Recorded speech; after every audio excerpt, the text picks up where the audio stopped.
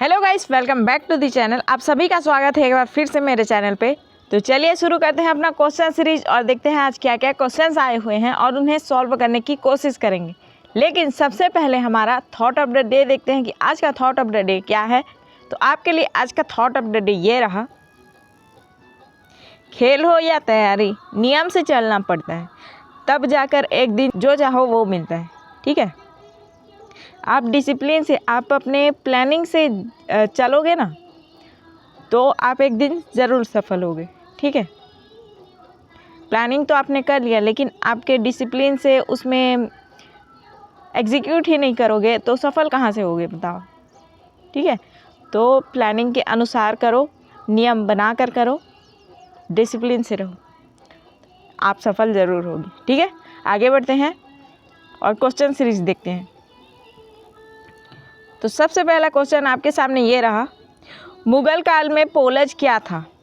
भूमि वार्षिक रूप से दी जाती थी, बंजर भूमि को छोड़ दिया जाता था, बिना जोती हुई भूमि थी या बंजर भूमि थी? आंसर हो जाएगा ऑप्शन ए, भूमि वार्षिक रूप से दी जाती थी जिसे पोलज कहा जाता था। यहाँ पोलाज लिखा है लेकिन ये पोलज है। ठीक है, पोलज। क्लियर? मुगल काल में। आगे बढ़ते हैं। अगला क्वेश्चन, भारत के पहले गवर्नर जनरल कौन थे? बी आर अम्बेडकर जी, सी राजगोपालाचारी जी, गोपाल कृष्ण गोखले जी या गांधी जी? तो आंसर हो जाएगा ऑप्शन बी, सी राजगोपालाचारी जी। ये पहले भारतीय गवर्नर जनरल थे। ठीक है, अगला क्वेश्चन, प्राचीन काल में कन्नौज किस राजा की राजधानी थी?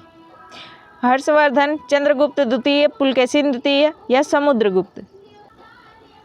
आंसर हो जाएगा ऑप्शन ए, हर्षवर्धन।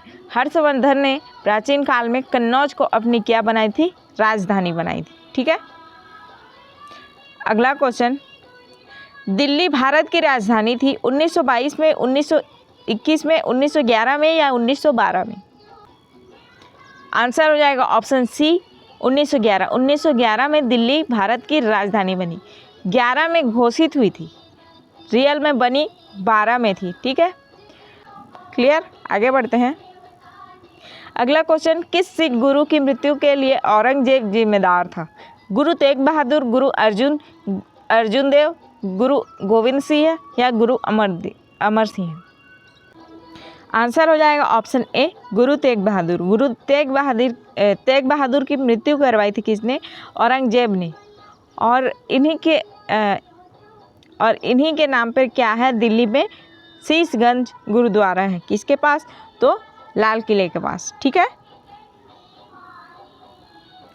अगला क्वेश्चन, खालसा पंथ के संस्थापक थे गुरु तेग बहादुर, गुरु अर्जुन देव, गुरु गोविंद सिंह या गुरु अमर सिंह? आंसर हो जाएगा ऑप्शन सी, गुरु गोविंद सिंह। गुरु गोविंद सिंह ने खालसा पंथ की स्थापना की थी। ठीक है, खालसा पंथ के संस्थापक थे गुरु गोविंद सिंह। वही पंजाब में भी एक का केस चल रहा था ना, क्या बोलते हैं, खालसा पंथी, नाम याद नहीं आ रहे हैं, बट अभी फरवरी मार्च में चला है। ठीक है, अगला क्वेश्चन, सिख समाज का अंतिम शासक था दलीप सिंह, नौनिहाल सिंह, रणजीत सिंह या शेर सिंह? आंसर हो जाएगा ऑप्शन ए, दलीप सिंह। दलीप सिंह सिख साम्राज्य का अंतिम शासक था। ठीक है, अगला क्वेश्चन, गुरु नानक जी ने अपना उत्तराधिकारी किसे घोषित किया था? दलीप सिंह, गोविंद सिंह, रणजीत सिंह या अंगद? तो याद रखिएगा, उन्होंने अंगद को अपना उत्तराधिकारी क्या किया था? घोषित करा था। ठीक है, अगला क्वेश्चन, पंजाब के अमृतसर की स्थापना किस गुरु के द्वारा की गई थी?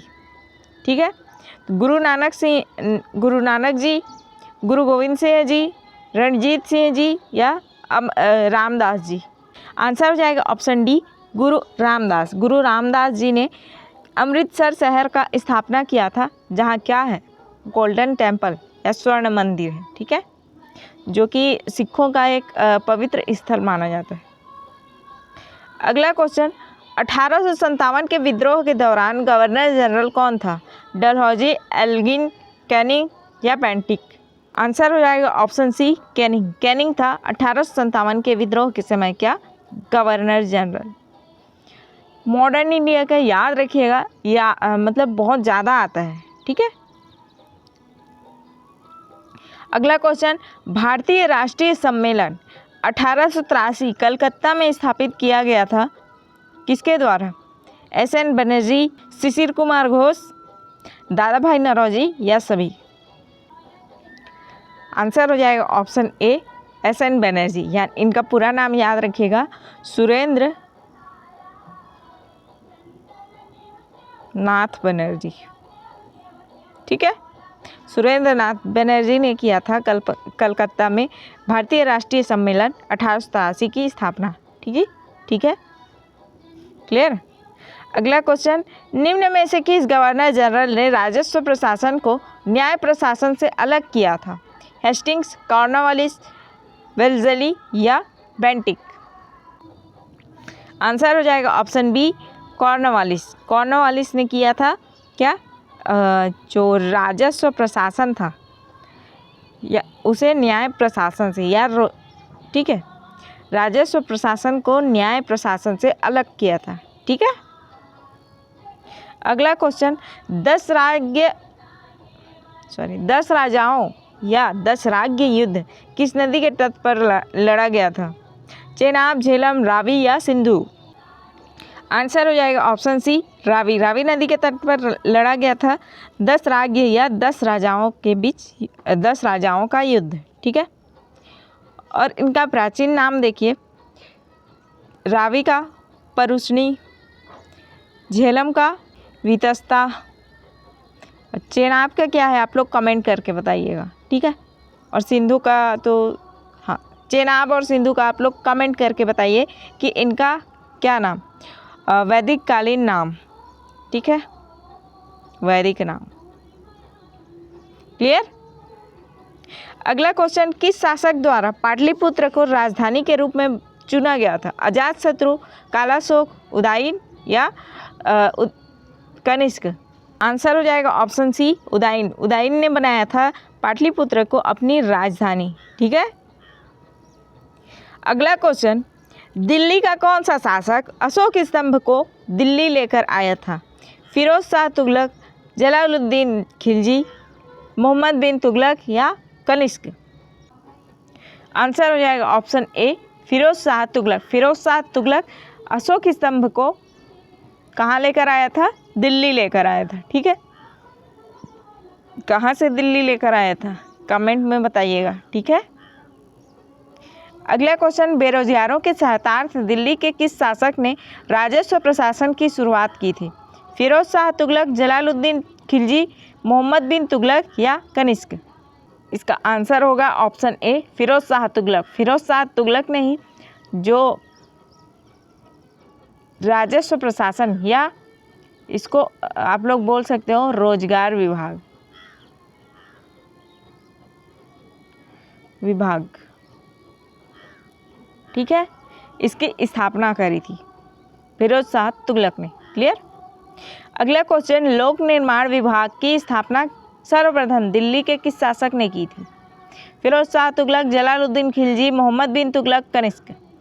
तो इसका भी आंसर हो जाएगा ऑप्शन ए फिरोज शाह तुगलक। इसने लोक निर्माण विभाग का भी निर्माण किया था। इसने बहुत सारे विभाग के निर्माण किए थे, ये याद रखिएगा, ठीक है। एक तो ये हो गया लोक निर्माण विभाग, रोजगार विभाग, और ऊपर क्या क्या पढ़े, और इधर देखते हैं, ठीक है। हक ए सर्व और सिंचाई कर सर्वप्रथम दिल्ली के किस शासक ने लगाया था? फिरोज शाह तुगलक, जलालुद्दीन खिलजी, मोहम्मद बिन तुगलक या कनिष्क? आंसर हो जाएगा ऑप्शन ए फिरोज शाह तुगलक। फिरोज शाह तुगलक ने ही लगाया था हक ए सर्व और सिंचाई कर, ठीक है। ये जो मोहम्मद बिन तुगलक था, पंजाब के तरफ सिंचाई कर तो लगाया था, लेकिन एक पढ़ा लिखा शासक अच्छा था, लेकिन क्या था, या फिर गांव के व्यक्ति के पास, या फिर नॉर्मल व्यक्ति जो कुछ नहीं जानता उसके पास जाओगे, नई नई चीज़ करोगे, वो आपको क्या समझेगा? पागल ही समझेगा ना, ये कैसा पागल इंसान है, क्या क्या कर रहे करके। तो ऐसे ही वो मतलब नई नई चीज़ें सुधार करने के लिए करता था।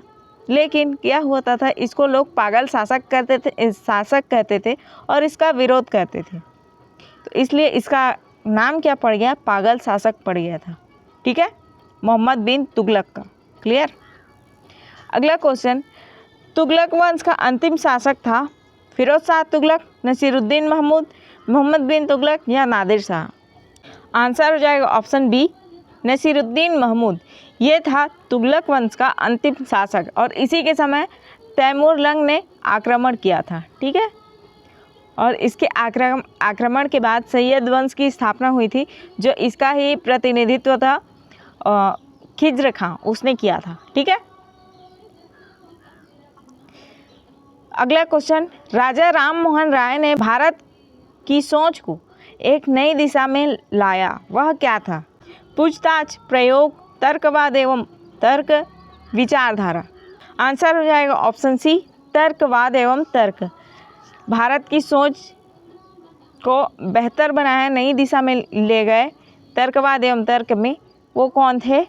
राजा राम मोहन राय थे। ठीक है, तो इसी के साथ हमारा क्वेश्चन सीरीज यहीं ख़त्म होता है।